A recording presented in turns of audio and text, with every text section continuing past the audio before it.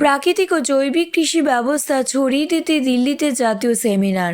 তপশিল জাতি, আদিবাসী, প্রাক্তন সৈনিক কৃষি বিকাশ শিল্প কেন্দ্রের উদ্যোগে নয়াদিল্লি কনস্টিটিউশন ক্লাবের অনুষ্ঠিত হল প্রাকৃতিক ও জৈবিক কৃষি বিষয়ক জাতীয় সেমিনার। পশ্চিমবঙ্গ এবং ভারতের অন্যান্য রাজ্যে প্রাকৃতিক ও জৈবিক চাষ, মৎস্য চাষ এবং নানান উদ্ভিদ প্রাণীজ সম্পদ নিয়ে কাজ করে চলেছে এই সংস্থা। বিশ্ব উষ্ণায়ন বর্তমান বিশ্বে জলবায়ুর এক ব্যাপক পরিবর্তন আনছে।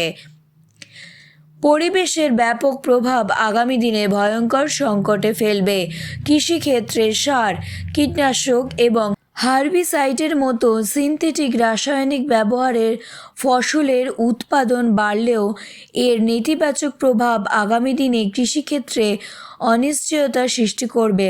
তাই প্রাকৃতিক সম্পদকে কৃষিক্ষেত্রে কিভাবে ব্যবহার করে ফসলের উৎপাদন বাড়ানো যায় তা নিয়েই এই সংস্থা গত 3 দশক ধরে কাজ করে চলেছে।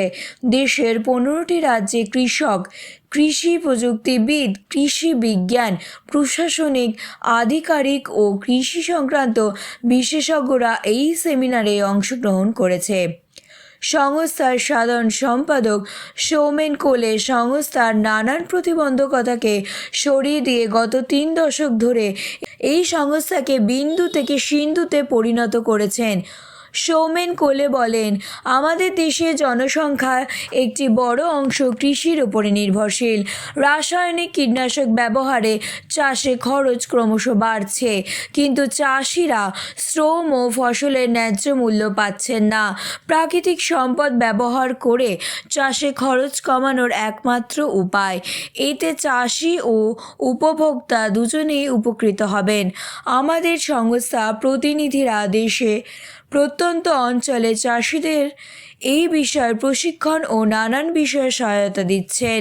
এই পদ্ধতিতে উৎপাদিত ফসল দেশের সঙ্গে বিদেশেও চাহিদা বাড়ছে।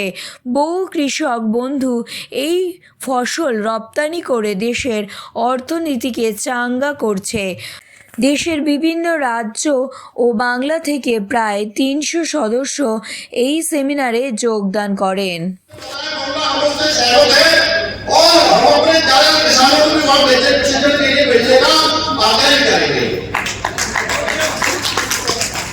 लेकिन मैं उनकी एक बात से सहमत नहीं हूं। उन्होंने कहा किसान आंदोलन क्यों बढ़ता है? कहीं ना कहीं सर उसके लिए सरकार जिम्मेदार नहीं है और आज भी जिम्मेदार है। 50 साल पहले कब्जा की क्या शैली होती थी आपको पता है? और आज अध्यापक की शैली क्या होती है ये भी आपको पता है। जब 50 साल में शिक्षक की शैली में अंतर आ गया तो क्या किसान जो 50 साल पहले था आज उसकी वही हालत आज भी है?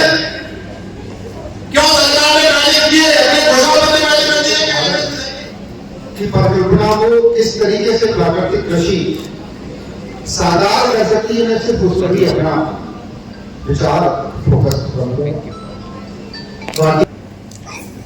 तो लगभग 1,60,000 वर्ष तक जो हमारा पूर्वज थे वो प्रकृति में विचरण करते थे, लेकिन लगभग आज से 10,000 वर्ष पूर्व सेकंड एग्रीकल्चर जिसे कहते हैं कि हम लोग भूमि दोहन करते हुए हम लोगों ने प्राकृतिक कृषि करते थे और प्राकृतिक उत्पाद करते थे और प्रकृति का उत्पाद हम लोग खाते थे।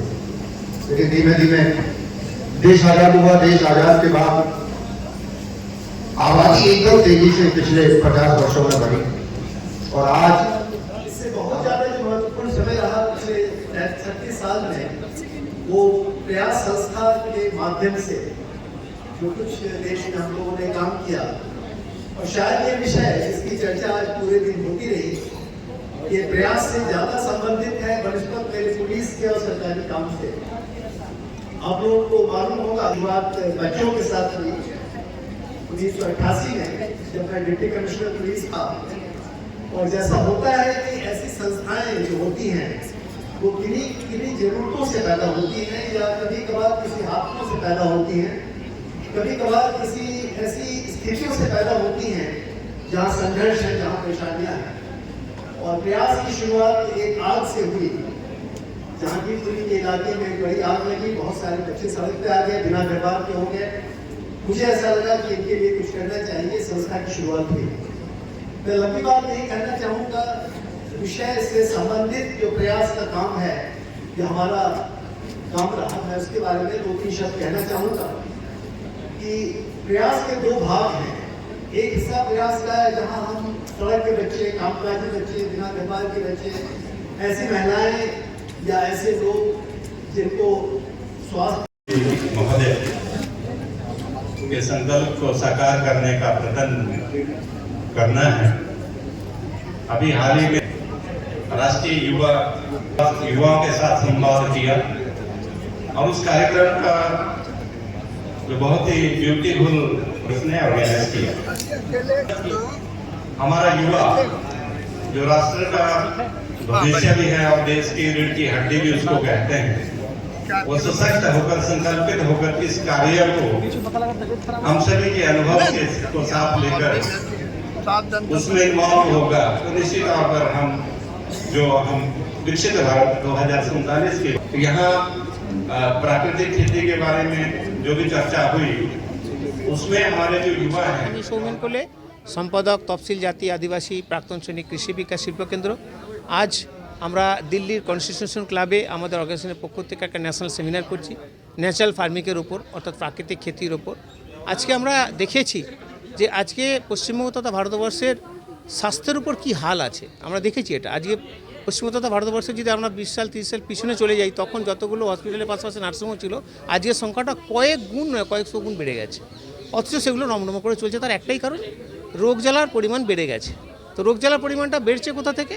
না, আমরা যে আমাদের উৎপাদিত সবজি খাই বা ফলমূল খাই, সেটা যে জমিতে হচ্ছে সেখানে অধিক পরিমাণে রাসায়নিক সার ব্যবহার করা হচ্ছে, অধিক পরিমাণে রাসায়নিক সারের পাশাপাশি পেস্টিসাইড ব্যবহার করা হচ্ছে বা ওষুধ ব্যবহার করা হচ্ছে, যার ফলে তাতে উৎপাদিত যে ফসলটা হচ্ছে ওটা খাওয়ার ফলেই কিন্তু আমাদের এই যে দুরারোগ্য ব্যাধি বিভিন্ন চলছে। আজ ক্যান্সার তো মহামারী আকার ধারণ করে, তার মূল কারণ কোথায়? একটাই ভাবতে হবে যে যতক্ষণ না আমরা ন্যাচারাল ফার্মিং বা প্রাকৃতিক খেতির দিকে জোর দিচ্ছি ততক্ষণ কিন্তু এটা চলতেই থাকবে।